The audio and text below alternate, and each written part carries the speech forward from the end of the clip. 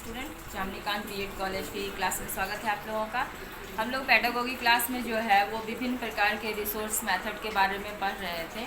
तो टूल्स के बारे में हम जानकारी हासिल कर टीएलएम का प्रयोग करके जो है किस प्रकार हम शिक्षण प्रक्रिया को अच्छा बना सकते हैं। उसमें आप लोगों का chart, model, field trips, video, film, slides, मानचित्र सारा कुछ आता है। तो हम लोगों ने बहुत हद तक जो है काफ़ी चीज़ों पे डिस्कशन ऑलरेडी कर चुके हैं। आज हम आप लोगों को बताने जा रहे हैं फिल्म के बारे में, यानी जो फिल्म होता है उसका हमारा टीचिंग मटेरियल में हम कैसे यूज़ कर सकते हैं। तो ये आप बहुत अच्छे से जानते हैं कि जब भी किसी चीज़ को देख कर के और सुनकर दोनों माध्यम से सीखा जाता है तो वो मस्तिष्क पे जो है वो काफ़ी गहरा प्रभाव डालता है और काफ़ी लंबे समय तक वो याद रखता है।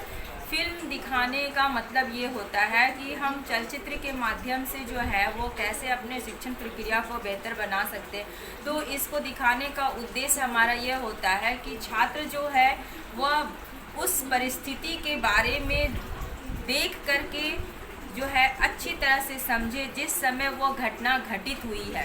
यानी फिल्म में जो है किसी भी चीज़ को एक्ट करके जो है उस परिस्थिति का अध्ययन कराया जाता है। यानी भूतकाल में जो भी बात बीत चुकी है उसके बारे में वो एकदम साक्षात रूप से जब उसको करते हुए देखते हैं तो वो और भी ज़्यादा उससे ज़्यादा करीब हो जाते हैं उस विषय वस्तु से। जैसे उदाहरण के लिए मान लीजिए कि हमारा टीवी पे सीरियल आता है भीमराव अंबेडकर। तो भीमराव अंबेडकर के बारे में हम जानते हैं कि डॉक्टर भीमराव अंबेडकर बहुत ही गरीब थे और दलित वर्ग से वो संबंधित थे। तो कैसे उनके जीवन में ऐसा कौन सी घटना घटी जिससे वो प्रभावित होकर के संविधान का निर्माण कर दिए और उसमें जो है सभी के लिए समानता का अधिकार दिए। तो जब हम उनके जीवनी के बारे में जानेंगे और उनके जीवन पे आधारित अगर हम धारावाहिक को देखते हैं तो हमको समझ में आ जाता है, क्योंकि हम उनके जीवन को उस समय जी रहे होते हैं। जब हम धारावाहिक देखते हैं तो उनकी सारी परिस्थितियां हमारे आंख के समक्ष जो है वो रूबरू होती है उस माध्यम से। हम फिल्म देखते हैं तो महात्मा गांधी के बारे में जानते हैं कि महात्मा गांधी ने स्वतंत्रता के संग्राम में बहुत सारे आंदोलन किए और उन्होंने बहुत महत्वपूर्ण योगदान दिया है देश को स्वतंत्र कराने में, इसीलिए उन्हें राष्ट्रपिता के नाम से जाना जाता है। तो जब हम महात्मा गांधी की फिल्म को देखते हैं और फिल्म में फिल्माए गए उन सीन को देखते हैं तो उसके माध्यम से क्या होता है, हम रूबरू होते हैं। यानी उस घटना से जो है वो तत्क्षण उसी समय हम लोग जो है वो एक दूसरे से कोरिलेट होते हैं, देखते हैं और समझते हैं। तो वो हमारे दिमाग में जो है काफ़ी लंबे समय तक रहता है। तो इस तरह से अगर हम बच्चों को शिक्षण देते हैं, ये अगर हम टीएलएम में यूज़ करते हैं तो बच्चे बड़ी आसानी से समझेंगे और बहुत ही रोचक तरीके से इंटरेस्ट ले करके उस चीज़ के बारे में जानेंगे और काफ़ी लंबे समय तक जानेंगे। तो आइए जानते हैं फील्ड स्क्रिप्ट्स क्या है, यानी चलचित्र के विभिन्न सोपान होते हैं। हम फिल्म यूं ही नहीं दिखा सकते, कोई भी फिल्म उठाएं और स्टूडेंट को दिखा दिए नहीं। जब हम इसे टीएलएम में यूज़ करते हैं तो उसकी कुछ मुख्य बिंदु होती है जिसको हम लोगों को फॉलो करना पड़ता है। पहला है कि चलचित्र में सोपान क्या है, स्टेप क्या है। जब हम इसका यूज़ करते हैं तो किन स्टेपों को ध्यान में रखना पड़ेगा हमें। सबसे पहले है कि स्वयं की तैयारी, यानी जब हम फिल्म दिखाते हैं तो हम खुद कैसे प्रिपेयर होंगे उस चीज़ को लेकर के। चलचित्र का चयन करना, उसके बाद है आपका उसके स्तर को देखना, नेक्स्ट है आपका विषय वस्तु को देखना, फिर प्रदर्शन की योजना बनाना, संबंधित फिल्म गाइड का अध्ययन करना, चलचित्र पाठों को सुरक्षित रखना।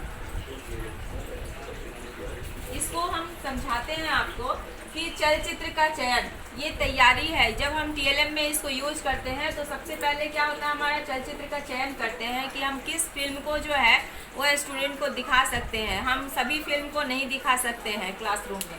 तो चयन करना सबसे पहला स्तर, लेवल कैसा है हमारे स्टूडेंट के हिसाब से हमें फिल्म का चयन करना होगा। अगर हमारे स्टूडेंट हायर लेवल के हैं तो उस हिसाब से हम फिल्म का चयन करते हैं। अगर वो प्राथमिक स्तर के हैं, माध्यमिक स्तर के हैं तो हमें उस हिसाब से फिल्म का चयन करना होगा। नेक्स्ट है विषय वस्तु, हम किस विषय को लेकर के उस फिल्म को दिखा रहे हैं वो संबंधित होना चाहिए उस फिल्म से। साथ ही साथ प्रदर्शन की योजना, फिल्म गाइड, चलचित्र पाठों को सुरक्षित रखना। तो कहने का मतलब है कि प्रदर्शन की हम प्लानिंग करेंगे, कब दिखाएंगे, कितने टाइम तक दिखाएंगे, किस प्रकार दिखाएंगे। उसके लिए अगर हमको गाइड की ज़रूरत होगी तो हम फिल्म गाइड भी ले सकते हैं कि कौन सा फिल्म हमारे विषय से संबंधित होगा जिसको हम दिखाना चाहते हैं स्टूडेंट को। साथ ही साथ जो है, अगर मान लीजिए उस फिल्म का कुछ पार्ट बहुत इंपॉर्टेंट है जो कि हमारा सिलेबस से मिल रहा है या फिर बच्चों को जो हम पढ़ा रहे हैं उससे संबंधित है, तो हम उसे सुरक्षित रख लेते हैं और उस पर फोकस कर सकते हैं बाद में। नेक्स्ट है आपका कि कक्षा की तैयारी। ये तो आपका पहला पॉइंट था सेम की तैयारी। दूसरा है कक्ष की तैयारी। जब भी हम फिल्म दिखाते हैं तो क्लासरूम मैनेजमेंट हमारा कैसा होना चाहिए। सबसे पहले है श्यामपट्ट, बैठने की व्यवस्था इत्यादि।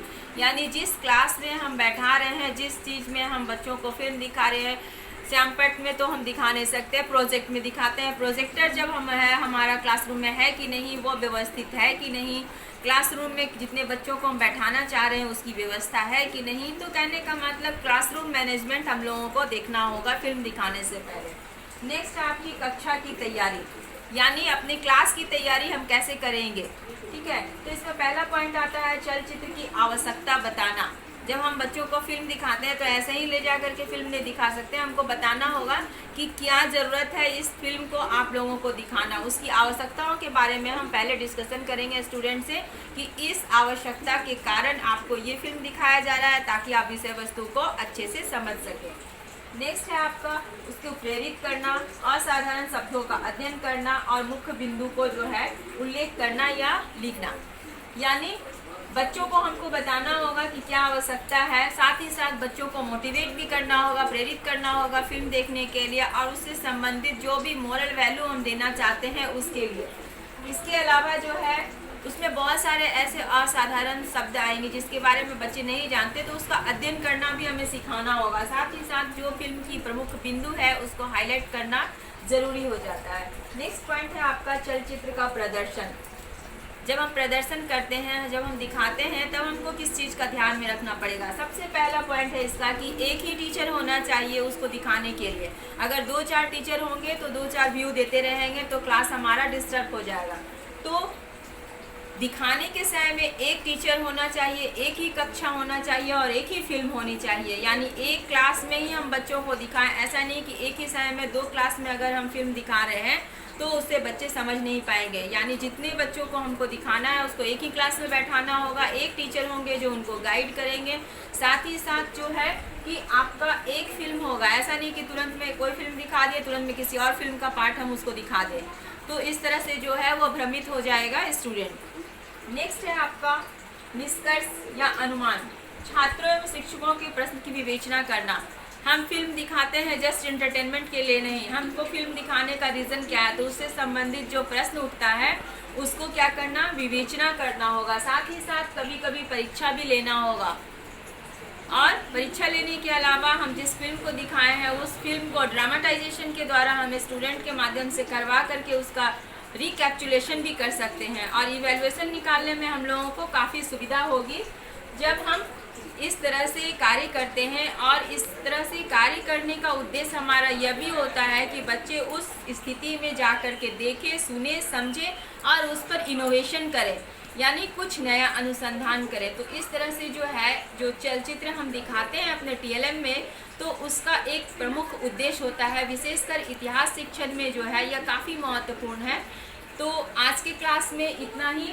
मुझे लगता है कि आज के क्लास में आप लोगों को समझ में आ गया। नेक्स्ट क्लास में आगे और चर्चा करेंगे। Thank you.